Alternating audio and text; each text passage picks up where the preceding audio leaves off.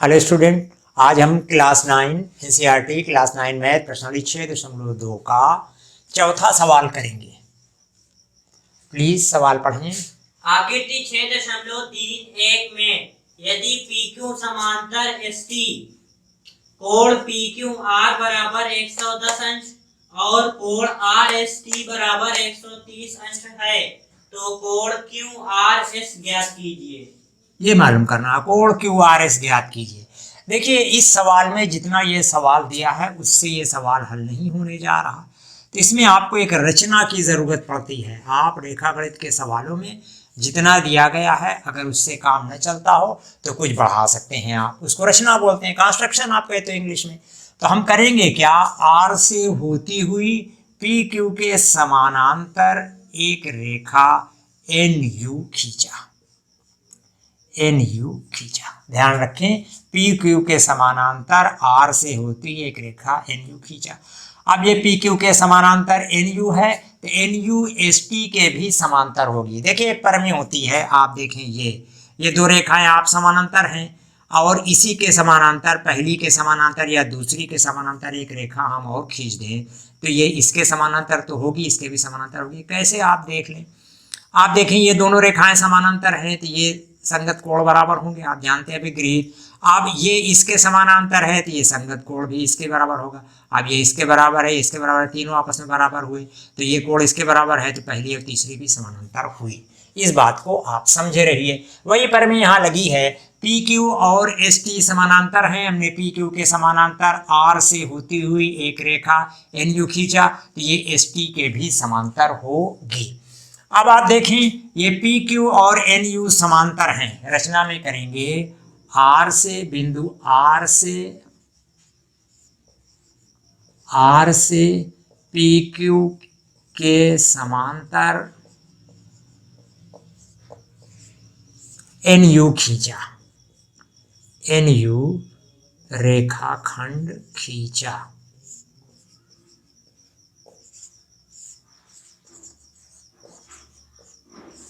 खींचा। अब उत्पत्ति देखते हैं यहां से हम, ध्यान दें आप, ये पी क्यू और एन यू समानांतर हैं, क्यू आर उसकी तिर्यक रेखा है तो ये कोण पी क्यू आर बराबर एन आर क्यू। देखें, ये पी क्यू समानांतर एन यू और क्यू आर तिर्यक रेखा है।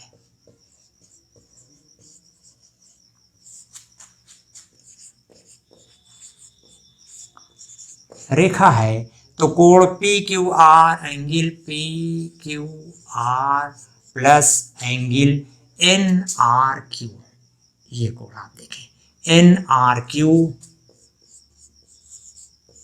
Equal to 180 degree. आपने देखा है जब दो समांतर रेखाओं को तिर्यक रेखा काटती है तो तिर्यक रेखा के एक ही ओर के बने दो कोणों का जोड़ 180 अंश होता है, तो ये 180 अंश हुआ। अब पी क्यू आर 110 है आपका, देखें तो हो जाएगा 110 plus N R Q equal to 180। अब आप ये 110 को ट्रांसपोज करें, पक्षांतर करें तो N R Q equal to 180 minus 110 equal to 70 degree. इसी तरह देखें, एस टी समांतर एन यू, आपने देखा है कैसे, एस टी समांतर एन यू और ये एस आर तिर्यक रेखा है।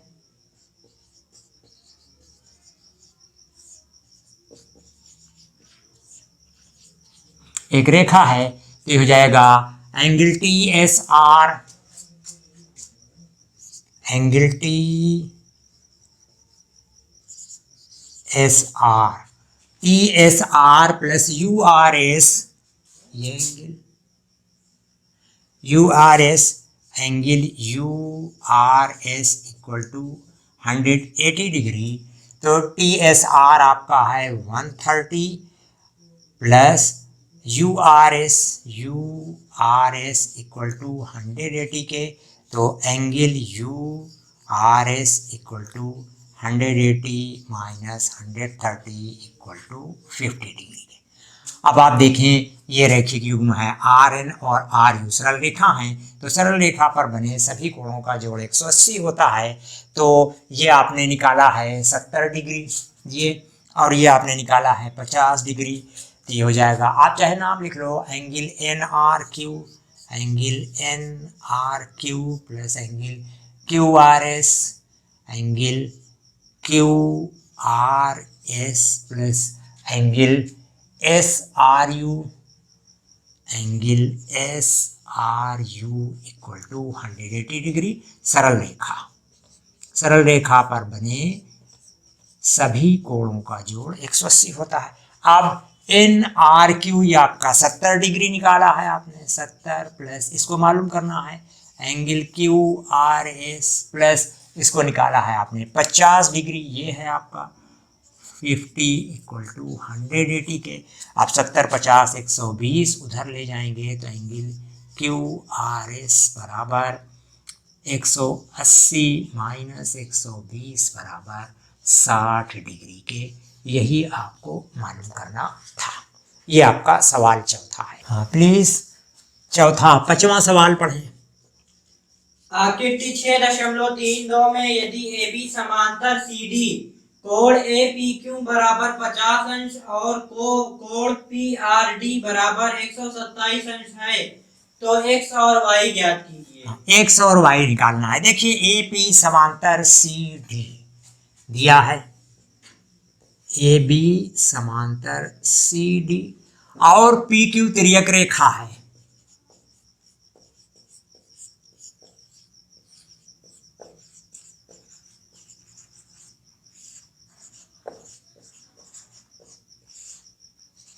रेखा है, देखें ए बी समांतर सी डी पी क्यू तिर्यक रेखा है, तो ये कोण और ये कोण एकांतर कोण होंगे।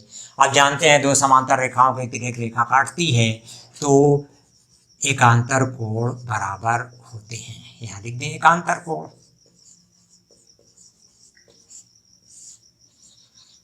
ये एक्स तो आपको मालूम हो गया। अब वाई मालूम करना है। देखिए वाई के लिए क्या करते हैं हम, देखिए ये ए बी समांतर रेखा है और पी आर उसके लिए तिर्यक रेखा है, तो ये कोण पी आर डी और ए पी आर ये दोनों बराबर होंगे। क्यों, ये भी एकांतर कोण है। आप लिख लें यहाँ ए बी समांतर सी डी और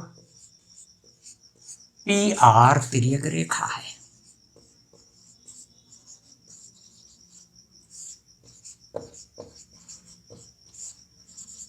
रेखा है तो angle A P R, angle A P R equal to angle P R D.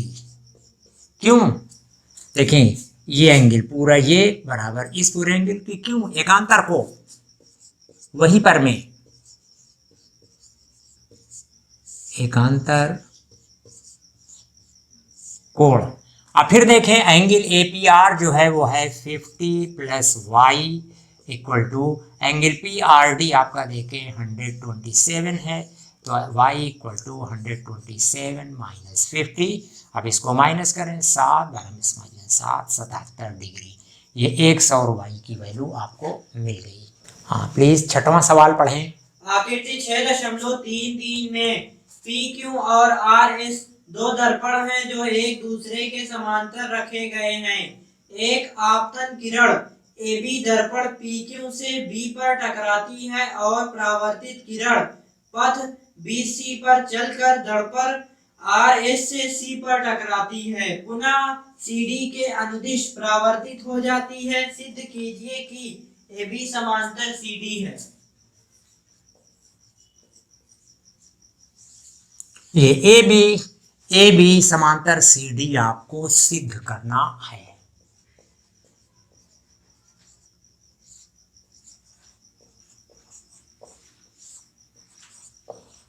सिद्ध करना है। देखिए उत्पत्ति इसकी कैसे होती है। ये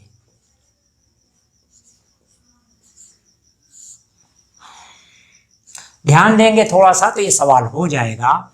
देखिए ये आपतित किरण है, ये परावर्तित किरण है, फिर ये किरण भी परावर्तित है, इस परावर्तित किरण के लिए ये आपतित किरण है, और ये आप इस पर बी से इस पर लंब मान लीजिए बी हम खींच लेते हैं और सी से इस पर अभिलंब सी एन खींच लेते हैं, तो ये कोण और ये कोण आपस में बराबर होते हैं।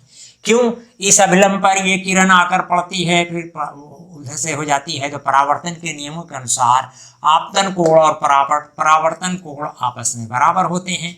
ऐसे अगर आप इसको कोण 3 मान लें, इसको कोण 4 मान लें, तो ये भी आपस में बराबर होंगे। क्यों? ये आपतन कोण हुआ इतना और ये इतना परावर्तन कोण हुआ। आपतन कोण और परावर्तन कोण बराबर होते हैं, तो ये कोण 1 बराबर कोण 2 और कोण 3 बराबर कोण 4। कोण 3 बराबर कोण 4 के। अब आप देखें यहां पर कोण 1 बराबर कोण 2 के और परावर्तन के नियम से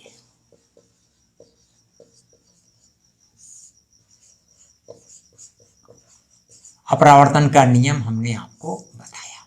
फिजिक्स में आप पढ़ेंगे लाइट वाले प्रकाश वाले चैप्टर में इस चीज को कि परावर्तन के नियम से आपतन कोण और परावर्तन कोण आपस में बराबर होते हैं। अब आप जो हैं, हाँ देखें, अब यहां पे एक चीज समझें, ये दोनों आपस में समानांतर हैं। बी एम बराबर सी एन के। क्यों? ये इस पर लंब डाला गया है, ये इस पर लंब डाला गया है और ये इस पर लंब डाला गया है। आप लंब का मतलब ये 90 डिग्री है, ये भी 90 डिग्री है। अब आप इसको बढ़ा दें यहाँ तक तो ये भी 90 हो जाएगा, इसको भी बढ़ा दें तो ये भी 90 डिग्री हो जाएगा। तो इन दोनों रेखाओं के लिए ये तिर्यक रेखा हो या तिर्यक रेखा के एक ही ओर के बने दो अंतःकोणों का जोड़ 180 अंश हो तो रेखाएं समानांतर होती हैं। तो इस तरह बी एम समानांतर सी एन, समझिए इस चीज को, बी एम समानांतर सी एन के। और बी सी तिर्यक रेखा है, इस बी एम समानांतर सी एन, तो बी सी उनके लिए तिर्यक रेखा हुई। बी सी तिर्यक रेखा है, तो कोण 2 बराबर कोण 3 एकांतर कोण। देखिए ये दो समांतर रेखाओं के लिए ये तिर्यक रेखा थी, ये दोनों एकांतर कोण हो गए, तो आप लिख लेंगे एकांतर कोण।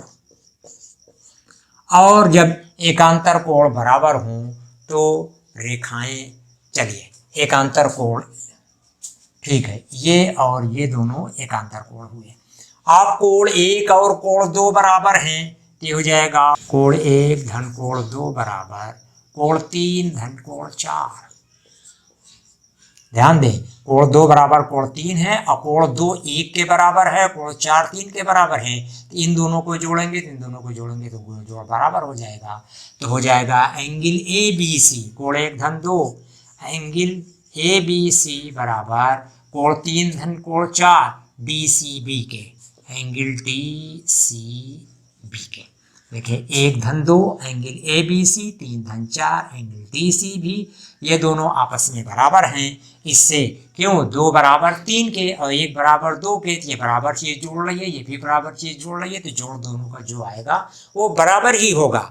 इस तरह ए बी सी। परंतु देखें इन दो रेखाओं के लिए ये तिर्यक रेखा है और ये एकांतर कोण होंगे, तो परंतु ये एकांतर कोण हैं, परंतु ये एकांतर कोण है किनके लिए? ए बी और सी डी के लिए। देखिए ए बी के लिए ये बी सी तिर्यक रेखा और ये एकांतर कोण, ये एकांतर कोण हुए, परंतु ये एकांतर कोण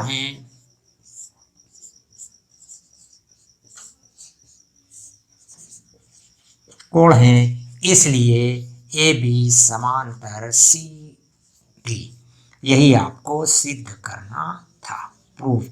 बस स्टूडेंट ये सवाल थोड़ा सा ध्यान लगाने का है, आप ध्यान देंगे तो आराम से समझ में आ जाएगा।